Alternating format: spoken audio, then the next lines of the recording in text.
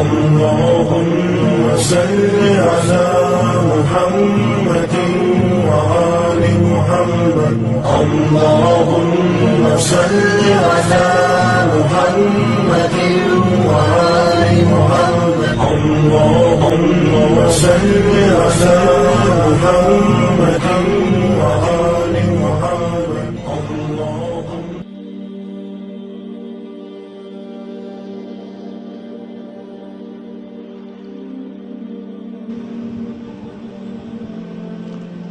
And now we come to the one hadith that has created a problem for the world of Islamic scholarship. The hadith is in Sahih Muslim. It speaks of the return of Nabi Isa alayhi salam. And then he kills Dajjal. And then after he has killed Dajjal, فَبَعَثَ اللَّهُ. Ba'atha does not mean release. Ba'atha means to send. But somehow or the other, everybody have come to the conclusion that after Nabi Isa alayhi salam kills Dajjal, that Allah will now release Ba'atha, Gog and Magog. The first of them will pass by the Sea of Galilee, but in Arabic it's not the Sea of Galilee. That's an English word used by the Christians. The Jews don't use Sea of Galilee. The Jews call it Lake Kinneret. Kinneret. And in the Ahadith it is known as Buhayrat al-Tabariyah, Lake Tiberias. All three names refer to the same body of water. The first of them will pass by the Sea of Galilee and start to drink the water. And by the time the last of them pass, they will say, there used to be water here. I think this is a fairly simple footprint to recognize. Fairly simple, like the tall buildings, that when you see the water level in the Sea of Galilee going down and down and down, and when it reaches the point of no return, that it has crossed the level now, that the Sea of Galilee could ever be revived. It's only a matter of time for it to die, to dry up. Then you know that you are close now to the end. What is the water level in the Sea of Galilee now? The answer is the water level in the Sea of Galilee has already crossed the point of no return. That's how low it is. Indicating that Gog and Magog have been passing. When they pass by the Sea of Galilee, where are they going? They're going to Jerusalem. When they go to Jerusalem, what are you doing with the water? You drank all that water? Huh? We are dealing here with religious symbolism. It's not the actual drinking of the water. Rather, it is the consumption of water. Israel said, we're going to make the deserts green. Those Arabs couldn't do that. They are dum-dums, the Arabs. And we have the scientific and technological know-how. We can change the desert and make it green.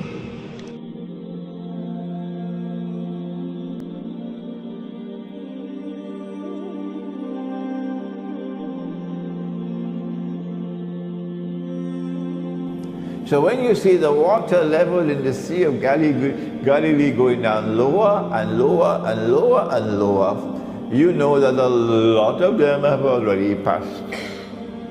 And by the time the Sea of Galilee dries up and there is no more water, they have all left the north and they have reached to the Holy Land. Where are we now? Answer? Just look at the Sea of Galilee and you'd know. A little island just appeared in the Sea of Galilee maybe last week or 2 weeks ago, which was not there before. The Sea of Galilee is going down.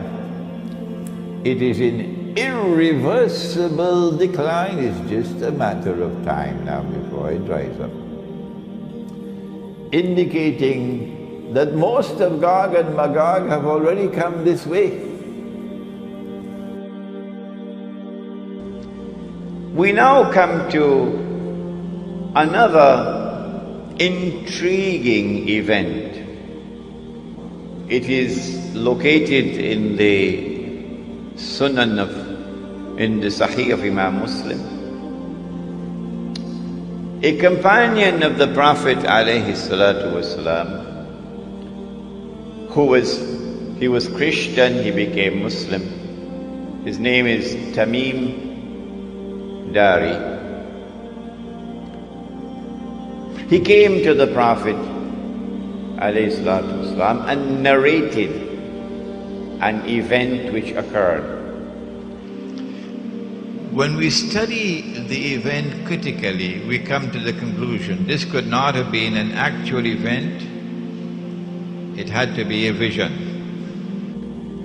The Prophet listened, and then he said to the people, "Sit down, I have something to say to you." Tamim Dari came to me and told me something about the Antichrist, which confirms what I have been saying to you. And now we get the story from the blessed lips of the Messenger of Allah. What is the story? Tamim ad-Dari and some 30 or 40 of his companions went on board a ship. And then the storms came and blew the ship for a whole month before they arrived at an island. And when they got on shore, they got off the ship and they went on shore, they were confronted by a very hairy creature. Plenty hair, so much hair you could hardly tell which side is head and which side is tail. And then this creature spoke and said, "I am Jassasa, spy. Surah Al-Hujurat, وَلَا تَجَسَّسُوا, do not spy." So this is an island with a lot of people who excel in spying. And then Jassasa pointed to a monastery. There's someone waiting to see you there. And said, "There's someone waiting to see you," pointing to a monastery which is lying in ruins. So they rushed to the monastery. And there they found this young man, powerfully built, with curly hair, but there's no description about his eyes. His hands were chained to his neck, his feet were chained. And this man began to question Tamim ad-Dari and his companions. A number of very interesting questions. The man said to us, "Tell me about the palm trees of Baysan." Baysan is a city in Jordan. And he wanted to know whether there were palm trees planted in there or not. We said, what do you exactly want to know about Baysan in Jordan? He said, I asked you, are there more palm trees and have they be filled with dates or not yet? They said, yes, it is full of palm trees and full of dates, more than many other places in what we know. He said, soon its palm trees and dates will become scarce, will no longer give fruits. Today, really, in Jordan, dates are scarce now. It used to be in history, abundance. He said, now explain to me about Buhayra al-Tabariyya. They said, what do you want to know about it? He asked, is there any water left in the Sea of Galilee? He said, does it have water in it? They said, yes, there is lots of water. He said, soon its water is going to go away. It's not going to exist anymore. And truly today, the water has gone drier than before. And then he said, I am Dajjal. I am the Antichrist.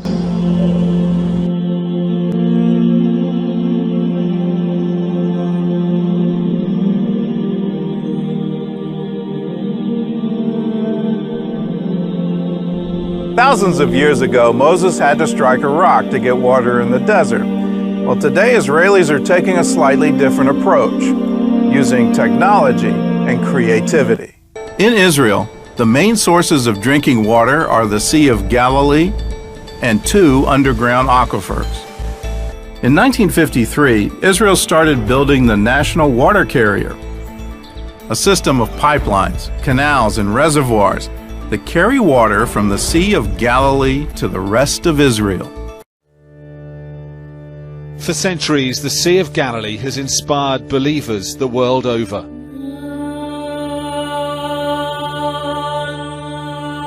The waters, the Bible tells us, Jesus walked on, the shores where he performed his miracles. A place of beauty, religion, and legend. But today, on the brink of disaster. Water should be above our heads, in fact. The tragedy is that you don't need to be Jesus Christ anymore to walk here on the Sea of Galilee. Environmentalist Guidon Bromberg and I could walk the floor of the lake because its waters have retreated hundreds of yards. Making the desert bloom is unsustainable, and the demise of the Sea of Galilee must send that message to Israeli politicians. This bay should be full of water right up to those rocks. The Sea of Galilee is so low it must be pumped uphill into the Jordan now, the river it should feed. Otherwise its baptism sites would dry up. But the Jordan doesn't flow much further from here. Israeli authorities deny mismanagement. Instead, they blame the weather. Such a drought of 5 successive years, that's something we never met. And that's also something that statistically is really rare. On the waters, boatmen who fish for tourists are deeply alarmed. We used to use the first pier, and then the water level went down, so we brought another one, and now another one. Do you think it's going to get better? We pray it will be better, and it will be. We trust God. It'll need more than divine intervention. Scientists say if the Sea of Galilee sinks another metre or 2, it could reach a point of no return, and this could be lost forever.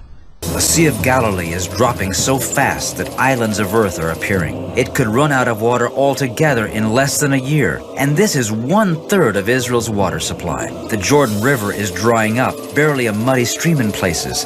The farms along its banks dying without water. As the dry months of summer sweep through the Middle East, Israel is faced with its worst water crisis ever. The water level in Israel's 3 main water sources, the Sea of Galilee, the coastal aquifer, and the mountain aquifer, have now receded to the lowest levels in recorded history. In fact, the 3 sources have already dropped below the red line, the point at which Israel is supposed to stop pumping. Faced with increased consumption due to population growth, land development, and water commitments to Jordan and the Palestinians, Israel has no choice but to continue pumping from its water sources. Yet if Israel continues, water levels will soon drop under the black line, the point of no return, where continued pumping will cause severe, irreversible damage to Israel's water sources. Israel lies in the arid Middle East region. Population growth and dry winters have led to dangerous decline in the country's two main water sources. Lake Kinneret in North Israel is shrinking, while the underground water reserves are overused and partially contaminated. The biblical River Jordan, a rare freshwater resource in the Middle East. It forms the border between Israel and the West Bank and Jordan. At this bend, about 6 miles from Jericho, it's believed John the Baptist baptized Jesus of Nazareth. In the 60s, the water level of the Jordan River was actually where we're standing now. In wintertime, it was this high. Gidon Bromberg is Israel Director of EcoPeace Middle East, an environmental group. Badran Jabba surveys his destroyed crops. A field of cauliflowers and tomatoes, ruined. And it's not the result of a natural disaster. What happened here was man-made. Badran Jabba's fields lie right beneath the illegal Jewish settlement of Kiryat Arba. There doesn't appear to be any restrictions on water use here. A row of greenhouses where the settlers are growing crops.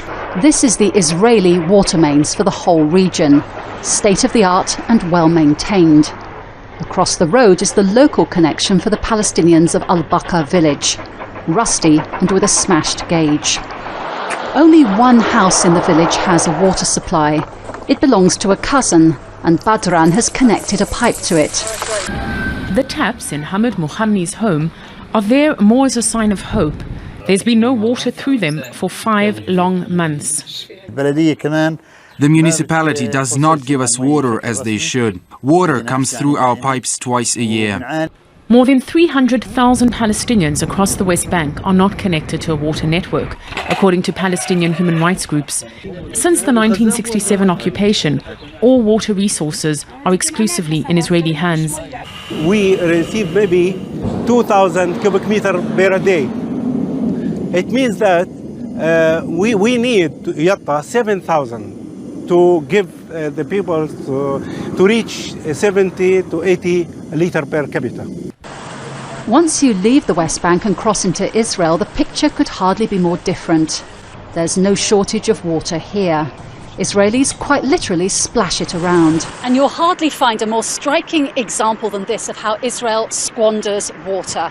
An ornamental fountain in a park, while Palestinians in the West Bank barely have enough water to drink and to wash. Amnesty says the settlers use 5 times as much water as the Palestinians in the West Bank.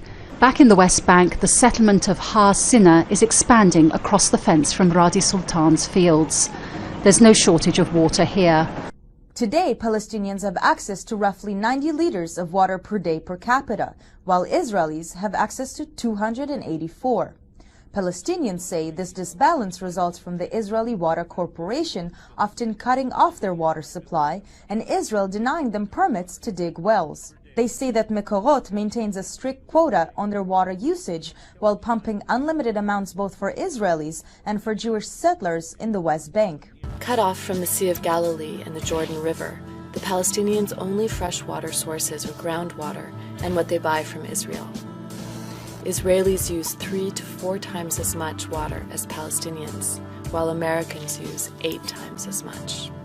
Across the border in Jordan, people share the same watershed and the same scarcity. This place was in this, what we see in this picture. This is the situation of this place in 70s and 60s and 50s and the last century. It's disaster. A leading rights group claims Israel is depriving Palestinians of their fair share of the region's scarce water supplies, while settlers and other Israeli citizens splash it around.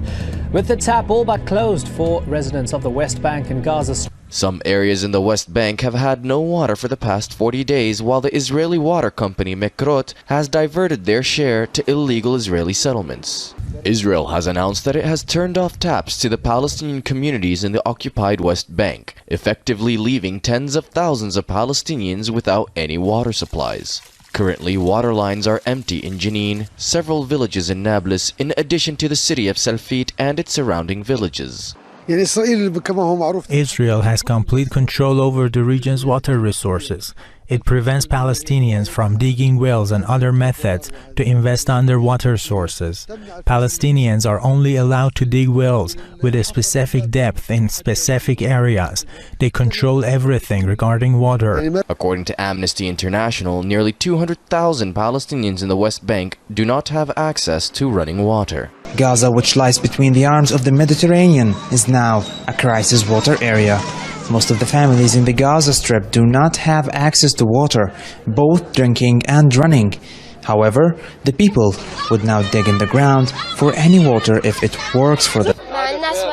We have nothing. We are sitting in the school. We have no water, no food. There are a lot of casualties in the school.